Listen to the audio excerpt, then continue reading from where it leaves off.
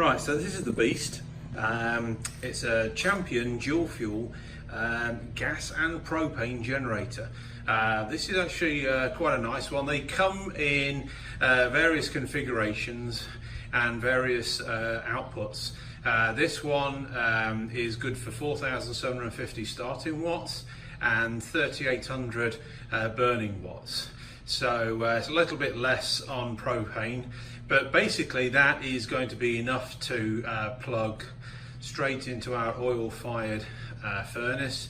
If you've got an electric furnace, this will not be enough, but it's certainly more than enough to power an oil-fired furnace, along with our refrigerator, television, etc. And basically what this will do is power all of those, plus the reptiles as well.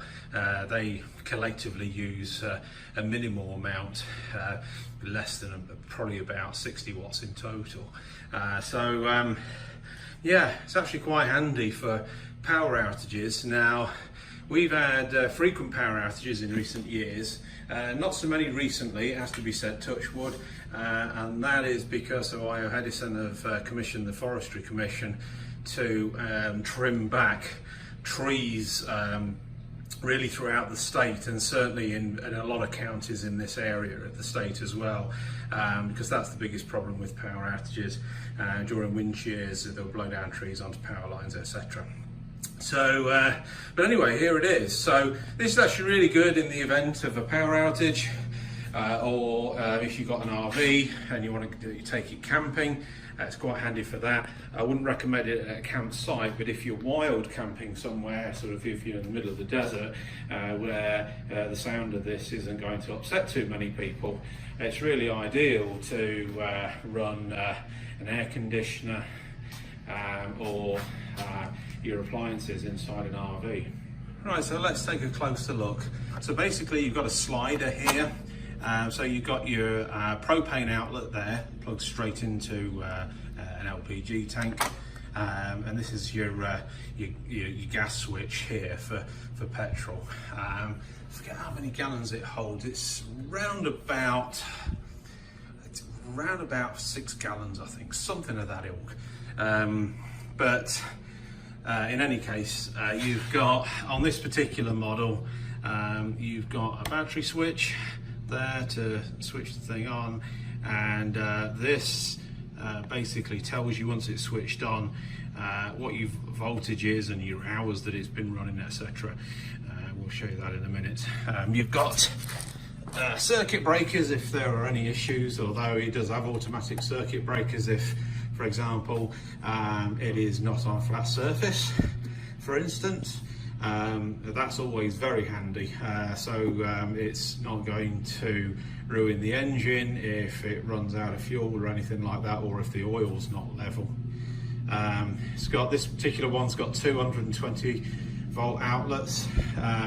It's also got RV outlets for 120 volts as well. That is not a 240 volt household socket, so it's just purely for RVs at 120.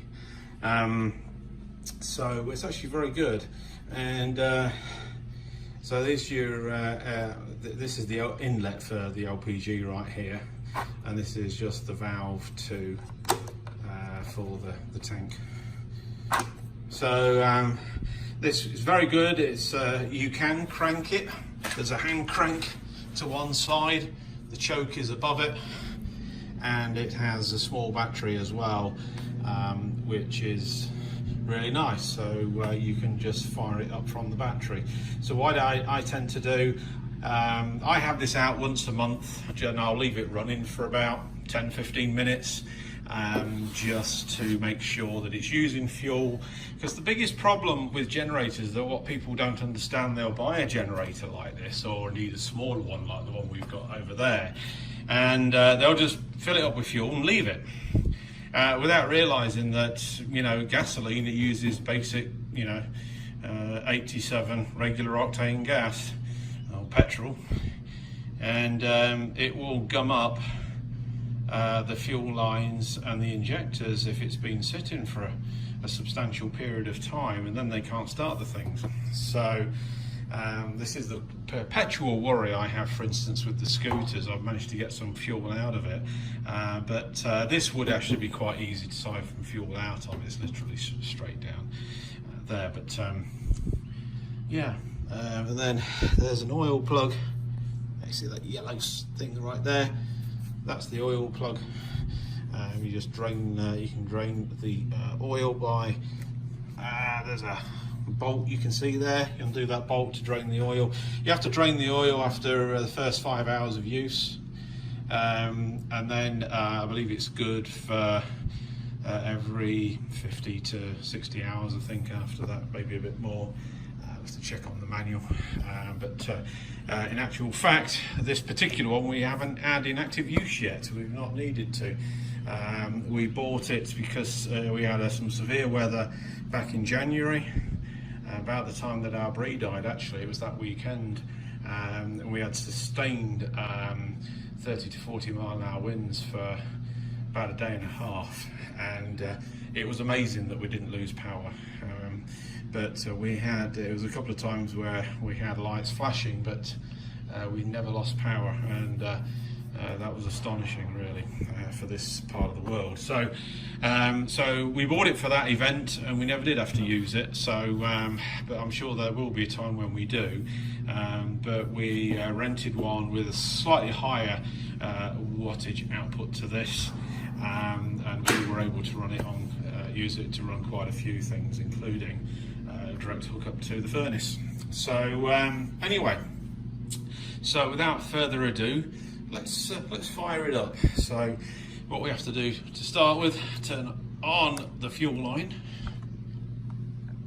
and what I normally do, I've already had this running, so I may not even need the choke full. I'm going to put it halfway, and let's see what it does. But even after it's not been started for a month, I need that choke literally for a couple of seconds on full choke, down to half choke for about 30-40 seconds, and then switch it off. So let's see.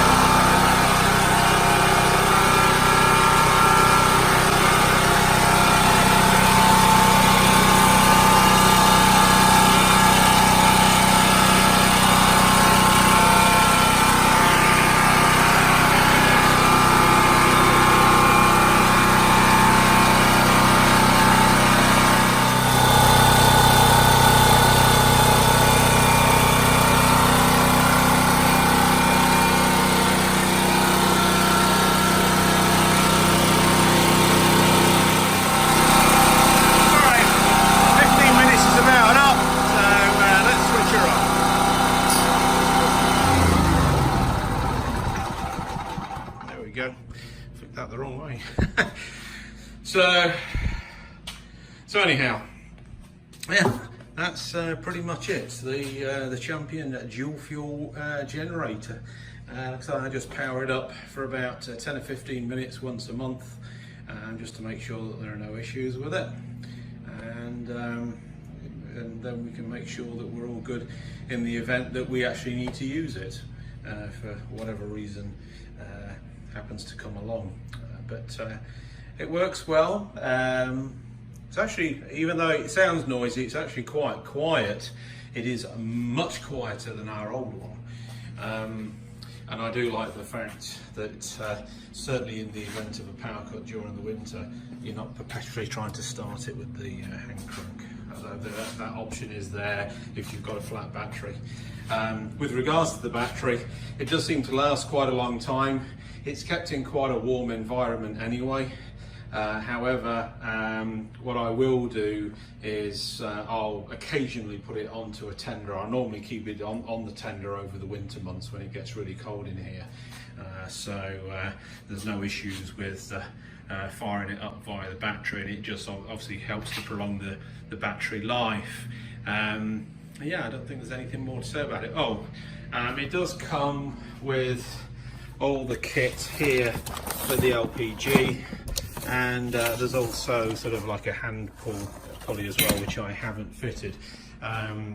Obviously what you do have to assemble is essentially the undercarriage and the wheels, and that's pretty much about it. I haven't put the hand assembly, just goes on here and you just pull it along. I really haven't felt the need to do that, to use that. I just pull it along with this, because I only need to just move it around the corner if in the event of a power outage onto the front porch anyway, and it's only going to add weight. But unlike the industrial 5500 watt Honda generator that I rented, that needed 2 people to pick it up. This you can pick up on your own. It's obviously, once you've got it full of fuel, it does add an awful lot of weight. But you can, I am able to actually lift this up barely to a height where I can actually manoeuvre it onto a pickup truck, for instance. In the event of, or you could put it into an RV. So obviously, if you're going to do that, you need to make sure that everything's shut down first. The last thing you want to do is do that with any gas leaks or anything like that. I don't have this filled. It's about half full with fuel, because if I'm going to transport it, I really don't want to transport it full of fuel.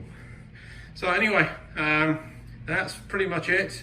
That's just basically a little chat and review about our Champion dual fuel 4750 watts starting